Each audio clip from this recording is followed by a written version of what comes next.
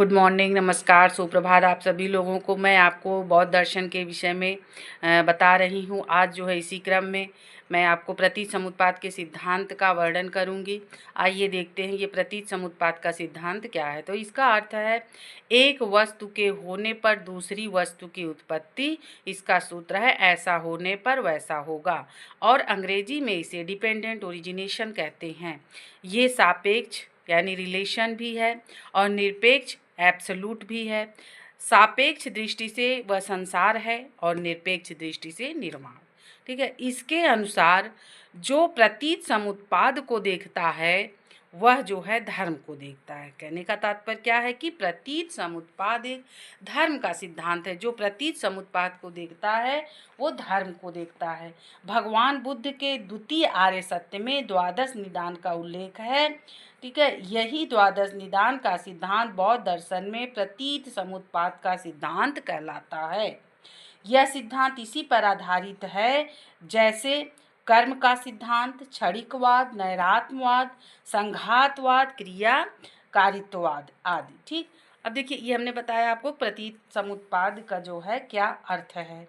ठीक, तो इसी विषय में नागार्जुन ने अपनी पुस्तक माध्यमिक कारिका में महात्मा बुद्ध की इस प्रकार से वंदना की है कि मैं शिक्षकों में श्रेष्ठ महात्मा बुद्ध को नमस्कार करता हूँ, जिन्होंने प्रतीत समुत्पाद के आनंदमय सिद्धांत की, जो अनेकत्व के विनाश तथा आनंद की प्राप्ति की ओर ले जा सकता है।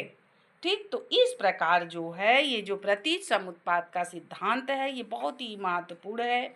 ये धर्म का सिद्धांत है। ये शाश्वत और उच्छेदवाद के मध्य का मार्ग है।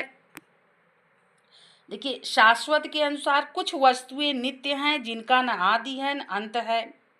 ठीक है, उच्छेदवाद के अनुसार वस्तुओं के नष्ट हो जाने पर कुछ न कुछ बचता है। तो प्रतीत समुत्पाद इन दोनों एकांतिक सिद्धांतों के मध्य का मार्ग है। इस तरह जो है हम देखते हैं कि इसे कार्य कारण का सिद्धांत भी कहते हैं। जैसे देखिए मिट्टी से घड़ा बनता है, तो मिट्टी क्या है? मिट्टी हो गई उपादान कारण, मटका कार्य हो गया, कुम्हार निमित्त कारण हो गया। ठीक है, तो एक घड़ी को बनाने में हमको जो है देखिए कार्य कारण की जो ये श्रृंखला है ये सतत चलती रहती है। प्रतीत समुत्पाद का जो सिद्धांत जिसे कार्य कारण का सिद्धांत भी कहते हैं। जैसे कोई कुम्हार है, एक घड़ा बनाता है तो कुम्हार घड़ा बना रहे, वो निमित्त कारण, बनाने वाला जो होता है उसको निमित्त कारण बोला जाता है।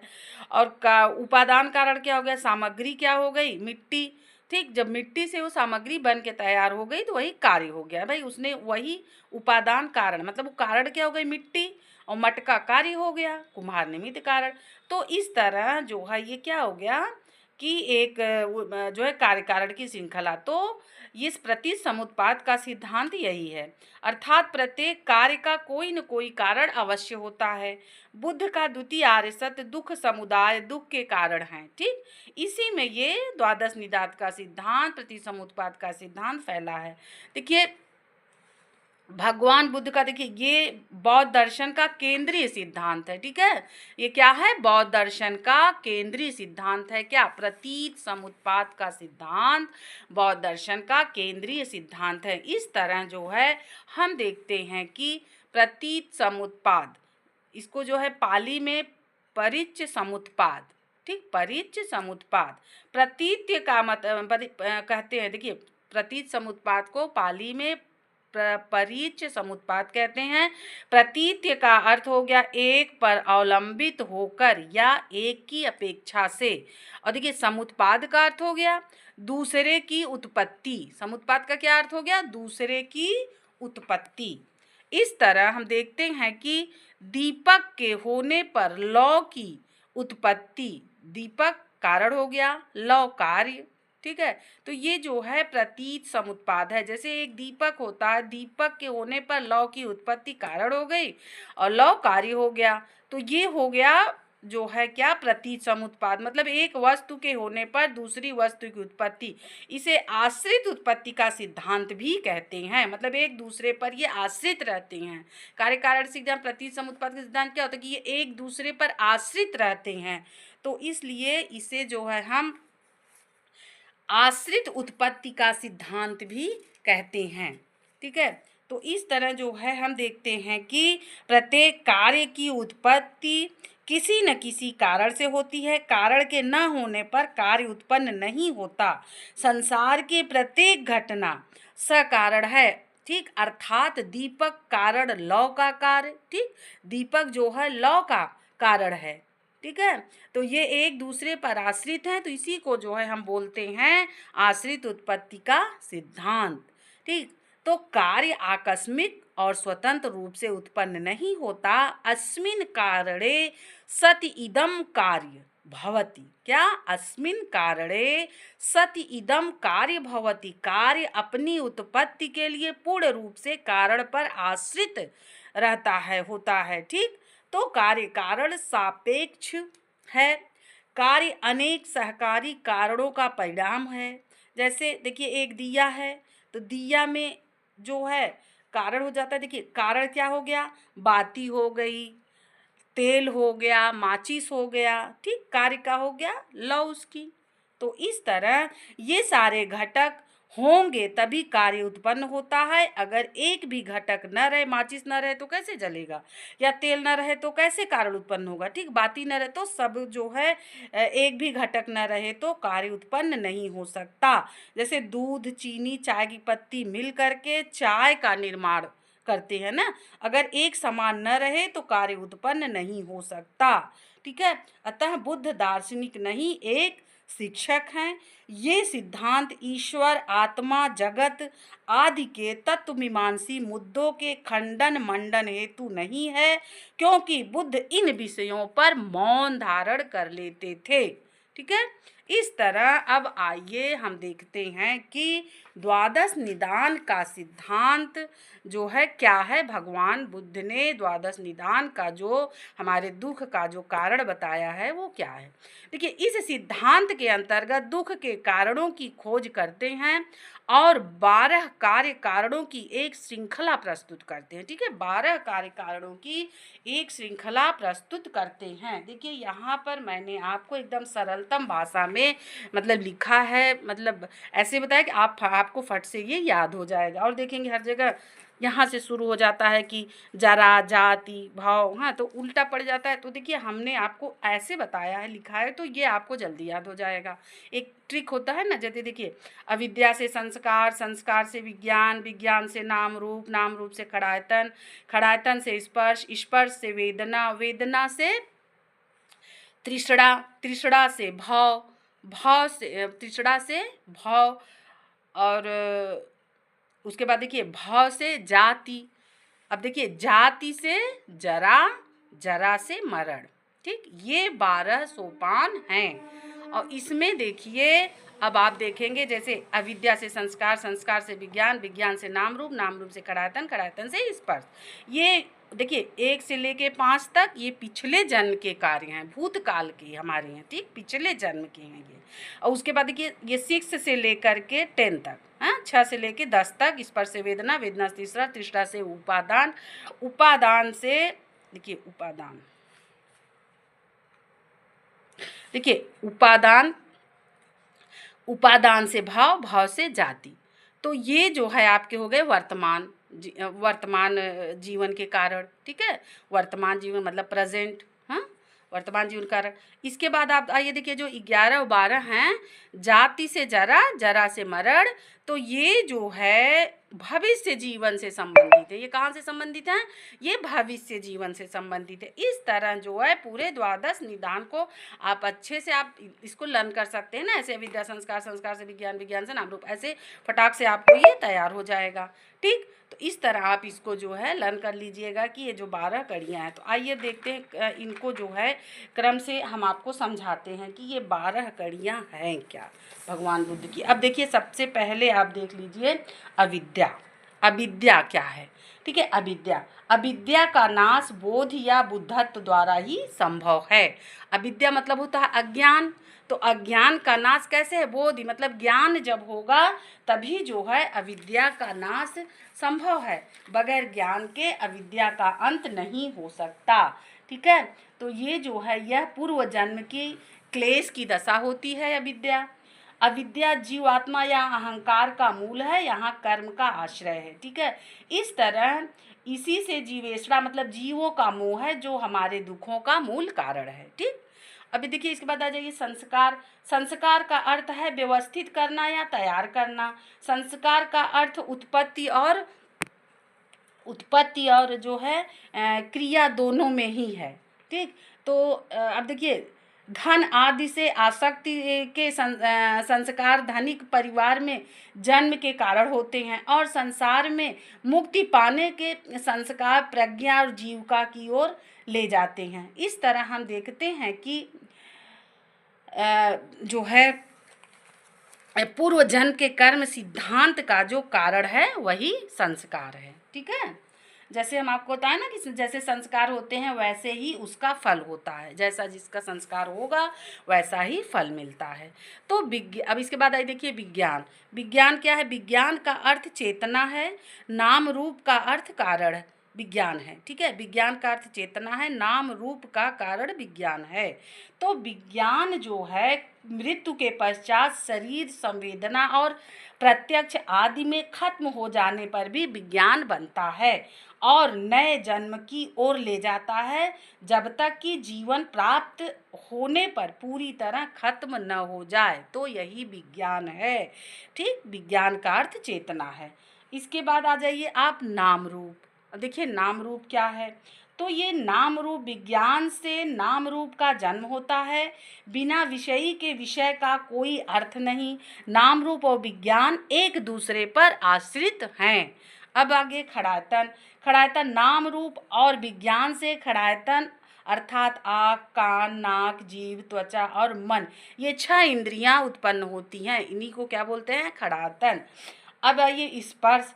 अब देखिए खड़ायतन से स्पर्श की उत्पत्ति होती है, इंद्रियों से स्पर्श की उत्पत्ति होती है। बाहरी दुनिया से संबंध रखने के लिए बाह्य इंद्रियां उत्पन्न होती हैं। कभी कभी यह भी कहा जाता है कि आँख देखने के कारण है, कान सुनने के कारण है। इस तरह रूप, रस, गंध तथा विचार आदि में संसार का निर्माण होता है। ठीक, तो स्पर्श का अर्थ इंद्रियों का विषयों से संयोग की अवस्था। ठीक, इसी को हम स्पर्श कहते हैं। अब देखिए स्पर्श हो गया आपका स्पर्श। अब देखिए स्पर्श से वेदना उत्पन्न होती है ना, तो वेदना जगत की वस्तुओं के स्पर्श से वेदना उत्पन्न होती है। अलग अलग वस्तुओं के स्पर्श से सुख दुख आदि अलग अलग तरह की वेदनाएं पैदा होती हैं। अर्थात इसका अर्थ क्या हो गया कि इंद्रिय अनुभव तृष्णा का कारण वेदना है। ठीक, इस तरह हम देखते हैं आगे कि अब देखिए तृष्णा क्या है?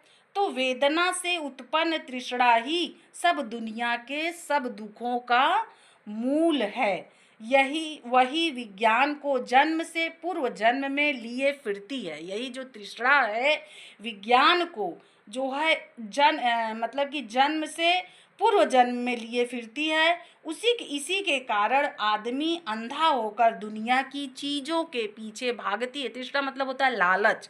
ठीक है, हमको लालच रहता है और हम धन वैभव के पीछे भागते हैं। जैसे लगता है कि परमानेंट हम यहीं रहने के लिए आए हैं, यहीं बसे हैं। नहीं, तो तृष्णा के बस में होने से मतलब जो मनुष्य होता है दिन ब दिन बंधन में जकड़ा रहता है। अतः आत्मा को नित्य अथवा शाश्वत समझना श्रेयस्कर नहीं है। इस तरह हम देखते हैं कि विषयों के प्रति आसक्ति उपादान का कारण ये तृष्णा ही है। विषयों के प्रति लालच, विषयों के प्रति लालसा, यही हमको बंधन में डाले रहती है। तो ये क्या है? ये तृष्णा है, यही दुख का कारण है। अब देखिए आ गया उपादान। अब उपादान जो है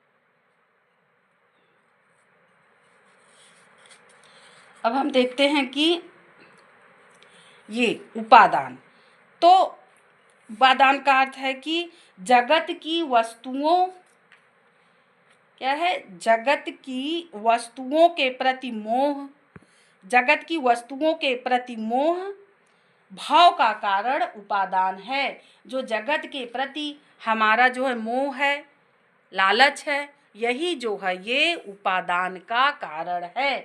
तो तृष्णा की आग उपादान के ईंधन से लिपटी रहती है। क्या? तृष्णा की आग उपादान के ईंधन से लिपटी रहती है। जहाँ कहीं आग होगी वहीं ईंधन भी होगा। इस तरह उपादान या दुनिया की चीज़ों के प्रति लाया, मतलब कि दुनिया की चीज़ों के प्रति मोह से ही जीव बंधन में पड़ता है। ठीक, दुनिया की जो वस्तुएं हैं उसके प्रति जब जीव को मोह होता है, मनुष्य को मोह होता है, इसी कारण से वो बंधन में पड़ा रहता है। इस मोह को छोड़ने पर ही मोक्ष मिलता है, वरना हम इसी संसार के भवजाल में फंसे रहते हैं, बार बार जन्म लेते हैं। अब देखिए 10वां क्या है, भाव। भाव क्या है? देखिए चंद कीर्ति के अनुसार भाव वही कर्म है जिससे पुनर्जन्म होता है। ठीक, चंद कीर्ति क्या कहते हैं? भाव वही कर्म है जिससे पुनर्जन्म होता है, भाव से जन्म होता है और जन्म से जरा और मरण आदि दुख होता है।